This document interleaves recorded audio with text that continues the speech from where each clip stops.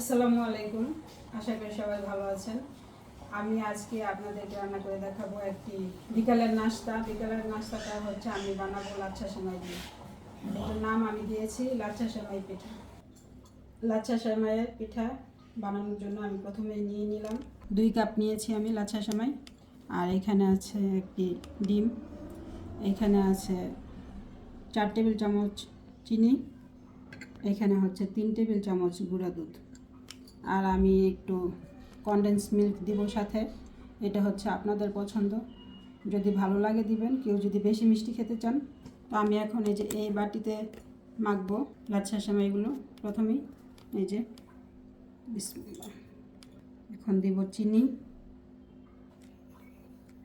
এখন দেব গুঁড়া দুধ, এখন আমি দিয়ে দিব অল্প একটু লবণ, 1 চিমটি পরিমাণ লবণ।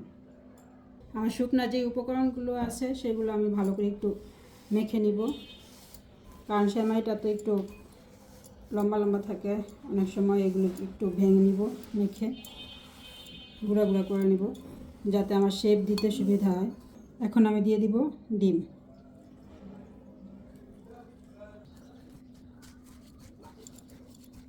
এখন আমি দিয়ে দিব একটু কনডেন্স মিল্ক, এই যে অল্প একটু দিয়েছি।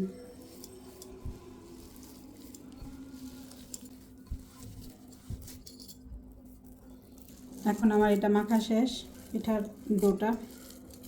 এখন আমি এটাকে যার যার পছন্দ মতো শেষে যে শেপ দিতে পছন্দ করেন সেই শেপ দিয়ে নেবেন, দিয়ে তারপর ডুবোতলে ভেজে নেবেন। আমি এখন এই পিঠাটাকে যে এরকম শেপ দিব। পিঠা ভাজার জন্য চুলাতে পাত্র বসিয়ে দিয়েছি, এখন আমি তেল দিয়ে দিব।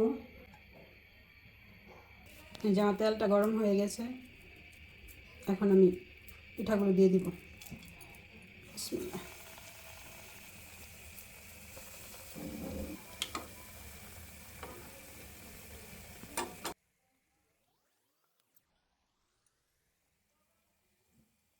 তো আপনারা সবাই এই পিঠাটা বানাবেন, আমার রেসিপি ফলো করবেন, ইনশাল্লাহ অনেক মজা হবে পিঠা খেতে।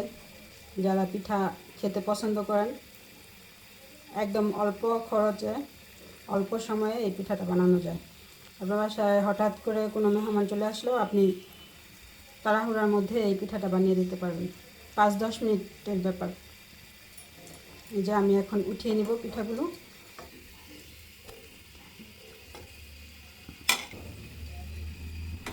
এই যে আমার পিঠা বানানো শেষ, দেখেন পিঠাগুলো একটু লক্ষ্য করলেই বুঝতে পারবেন যে এই পিঠাগুলো হচ্ছে আমার প্রথম বানানো পিঠা, প্রথম খোলার। ঠিক আছে, এই যে কালারগুলো দেখেন একটু একটু কেমন একটু গাঢ় হয়ে গেছে কালারটা। আর এই যে এই পিঠাগুলো হচ্ছে আমার দ্বিতীয় খোলার। এই যে এইটা হচ্ছে একদম পারফেক্ট কালার। ঠিক আছে, এই কালার করে পিঠাগুলো ভাজতে হবে। এই জন্য প্রথম থেকেই একদম অল্প আঁচ দিতে হবে, তেলটাও অল্প গরম করতে হবে। প্রথমেই আসলে অনেকেই বুঝতে পারি না, আমিও বুঝতে পারিনি। প্রথম তেলটা অনেক বেশি গরম হয়ে গিয়েছিল, সেজন্য পিঠাটার কালারটা নষ্ট হয়ে গেছে। এই যে এই কালারই করার চেষ্টা করবেন, তাহলে খেতেও ভালো লাগবে, দেখতেও অনেক সুন্দর লাগবে। দেখতেও দেখেন কত সুন্দর লাগতেছে পিঠাগুলো। তো আমার রেসিপিটা ভালো লাগলে অবশ্যই রেসিপিটা বাসায় বানিয়ে খাবেন। আর আমার ভিডিও যদি ভালো লাগে অবশ্যই লাইক, কমেন্ট ও শেয়ার করবেন। আর যারা ইউটিউবে ভিডিও দেখেন তারা দেখতে দেখতে ভুলে যান, একটু সাবস্ক্রাইব করতে হয়। তো অবশ্যই কষ্ট করে সাবস্ক্রাইব করে দিবেন, আর কষ্ট করে একটু ঘন্টাটাও বাজিয়ে দিবেন।